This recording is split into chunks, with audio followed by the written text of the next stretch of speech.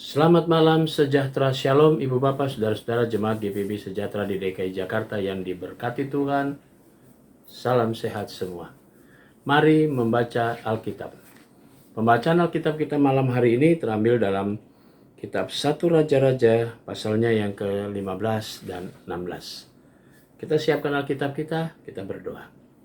Bapa yang penuh kasih, kami menaikkan syukur di malam hari ini. Semua penyertaan Tuhan sudah Tuhan nyatakan sebagai bentuk kasih setia Tuhan dalam hidup kami. Saatnya kami akan memasuki tidur malam kami. Namun sebelumnya kami akan membaca Alkitab. Di tengah-tengah keterbatasan tubuh kami dan kelemahan tubuh kami memohon Tuhan karuniakan kuasa Roh Kudus-Mu yang akan menguatkan kami dan menuntun kami di saat kami akan membaca Alkitab yang berisikan firman Allah pada malam hari ini, sehingga kami fokus pada pembacaan Alkitab. Terima kasih Tuhan, kami serahkan doa kami dalam nama Yesus Kristus, Tuhan dan Juru Selamat kami yang hidup. Amin. 1 Raja-Raja pasal 15 yang menyatakan Abiam Raja Yehuda. Dalam tahun ke-18 zaman Raja Yerobeam bin Nebat menjadi rajalah Abiam atas Yehuda. 3 tahun lamanya ia memerintah di Yerusalem. Nama ibunya ialah Maaka anak Abisalom. Abiam hidup dalam segala dosa yang telah dilakukan ayahnya sebelumnya, dan ia tidak dengan sepenuh hati berpaut kepada Tuhan Allahnya seperti Daud moyangnya.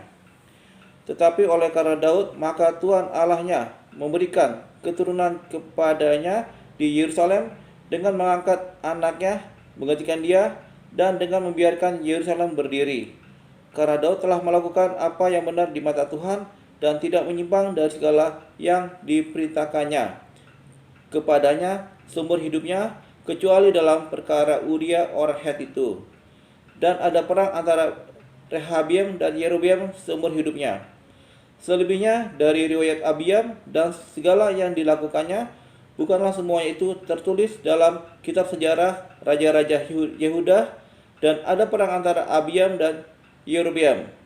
Kemudian Abiam mendapat perhentian bersama-sama dengan nenek moyangnya, dan ia dikuburkan di kota Daud. Maka Asa anaknya menjadi raja menggantikan dia.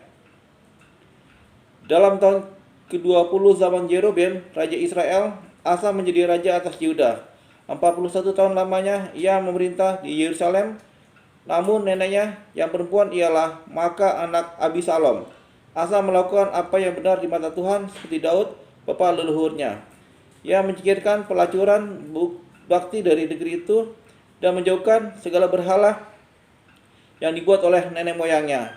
Bahkan ia memecat Maaka, neneknya, dari pangkat ibu suri karena neneknya itu membuat patung Asyera yang keji. Asa merobohkan patung yang keji itu dan membakarnya di lembah Kidron. Sekalipun bukit-bukit pengorbanan tidak dijauhkan, namun Asa berbuat kepada Tuhan dengan segenap hatinya sepanjang umurnya. Ia membawa persembahan kudus ayahnya dan persembahan kudusnya sendiri ke rumah Tuhan, yakni emas dan perak serta barang-barang lainnya. Dan ada perang antara Asa dan Baesa Raja Israel sepanjang umur mereka. Baesa Raja Israel maju berperang melawan Yehuda, dan ia memperkuat Rama dengan maksud mencegah lalu lintas kepada Asa Raja Yehuda. Tetapi Asa mengambil segala emas dan perak yang masih tinggal dalam perbendaharaan rumah Tuhan dan dalam perbendaharaan rumah raja dan menyerahkannya kepada pegawainya. Kemudian Raja Asa mengutus mereka kepada Ben-Hadad bin Tabrimon bin Hezion, Raja Aram yang diam di Damsyik, dengan membawa pesan, ada perjanjian antara aku dan engkau, antara ayahku dan ayahmu. Di sini kukirim kepadamu suatu bingkisan, yakni emas dan perak. Marilah, batalkanlah perjanjianmu dengan Baesa Raja Israel, supaya ia undur daripadaku. Lalu Ben-Hadad mendengarkan permintaan Raja Asa. Ia menyuruh panglima-panglimanya menyerang kota-kota Israel, dan ia mengalahkan Iyon dan Abir ben Maaka dan seluruh Kinerot serta seluruh tanah Naftali. Segera sesudah Baesa mendengar hal itu, ia berhenti memperkuat Rama dan ia menetap di Tersa. Tetapi Raja Asa mengerahkan segenap orang Yehuda seorang pun tiada yang terkecuali. Mereka harus mengangkat batu dan kayu yang dipergunakan Baesa untuk memperkuat Rama. Raja Asa mempergunakannya untuk memperkuat Geba, Benyamin, dan Mispa.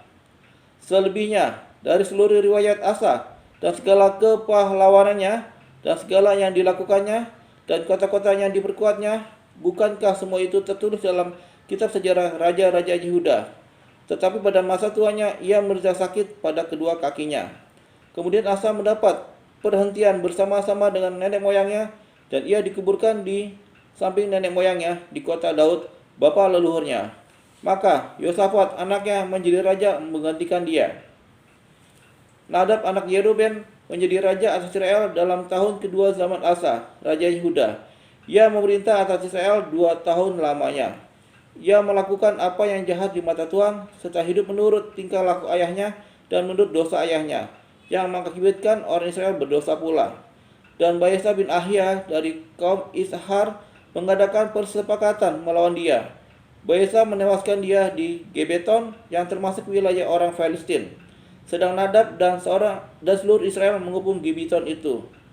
Baesa membunuh dia dalam tahun ketiga zaman Asa raja Yehuda dan menjadi raja menggantikan dia. Segera sesudah ia menjadi raja, ia membunuh seluruh keluarga Yerobeam. Tidak ada yang bernapas yang ditinggalkannya hidup daripada di Yerobeam, sampai dipunahkan semuanya, sesuai dengan firman Tuhan yang diucapkannya dengan perantara hambanya Ahia orang Silo itu.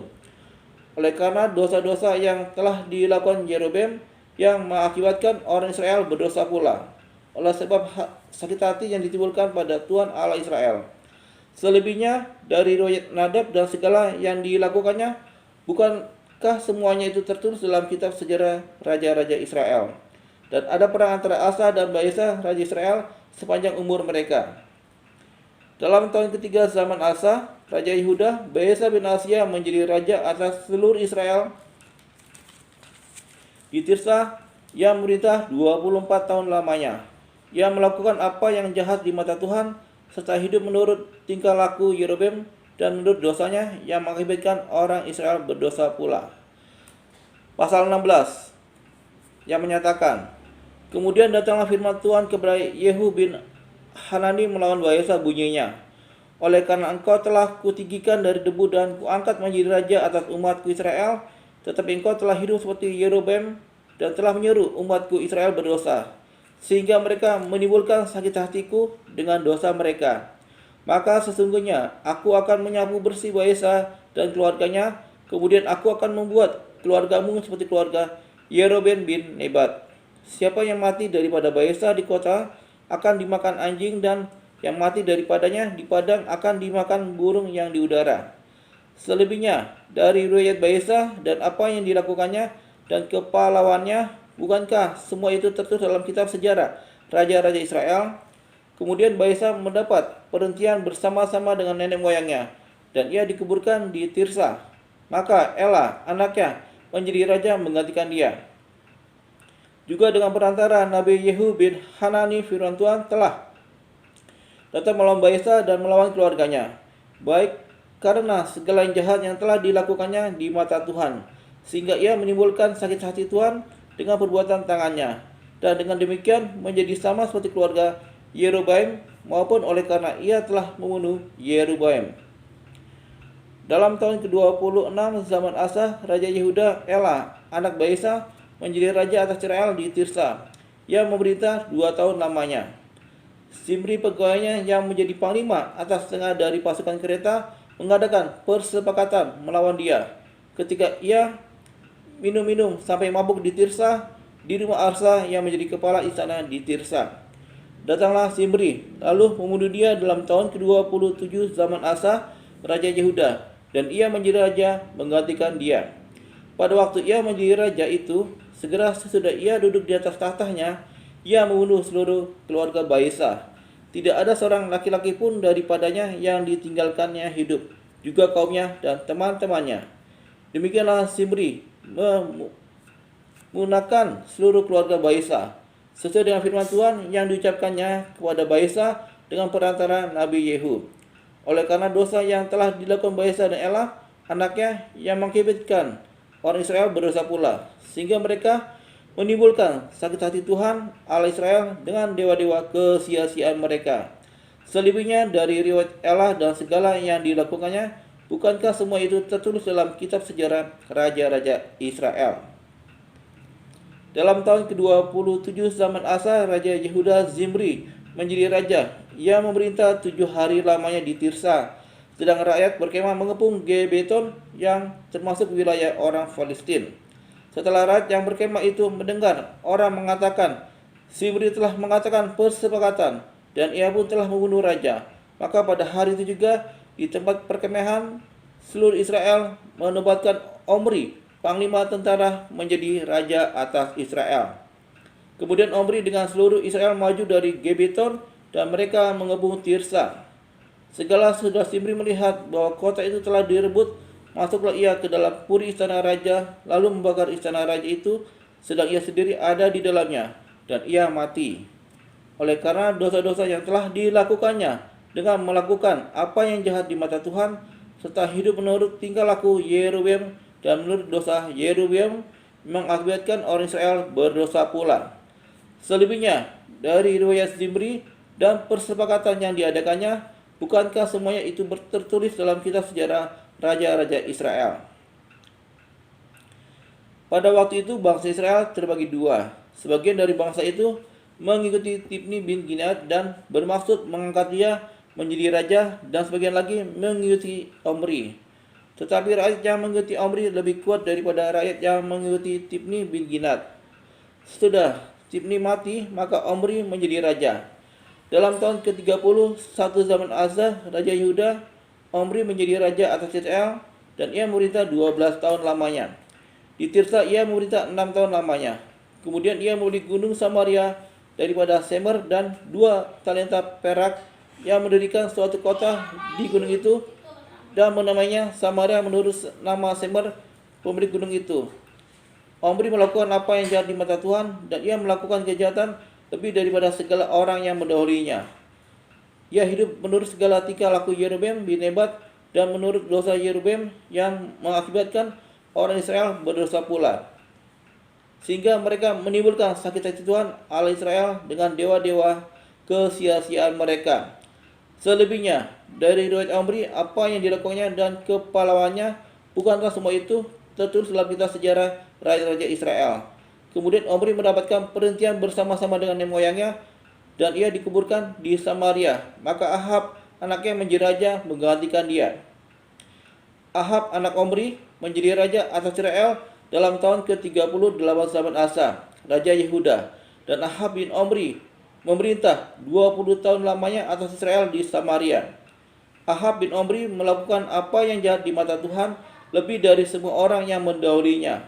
Seakan-akan belum cukup ia hidup dalam dosa-dosa Yerobeam bin Nebat, maka ia mengambil pula Isabel, anak Etwael, raja orang Sidon, menjadi istrinya, sehingga ia pergi beribadah kepada Baal dan sujud menyembahnya kepadanya.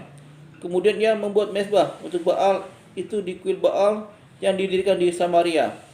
Sesudah itu Ahab membuat patung Asyera, dan Ahab melanjutkan bertindak sedemikian sehingga ia menimbulkan sakit hati Tuhan Allah Israel lebih dari semua raja-raja Israel yang mendahulunya.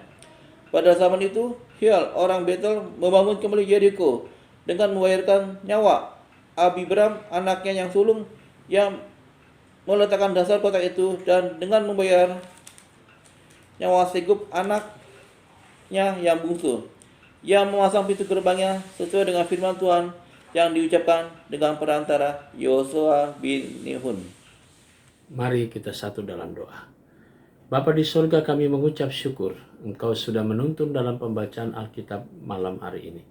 Saatnya malam menjadi bagian bagi kami untuk memasuki tidur malam kami. Lindungilah kami dan peliharalah kami serta jagalah kami, sehingga kami semua dapat tidur dengan baik. Besok pagi kami boleh bangun dengan tubuh yang diberkati Tuhan, untuk kembali kami melaksanakan tugas dan tanggung jawab kami sesuai dengan panggilan dan pengutusan Tuhan. Terima kasih Bapa di sorga, kami menyerahkan jemaat GPIB Sejahtera di DKI Jakarta, tiap pribadi, tiap keluarga.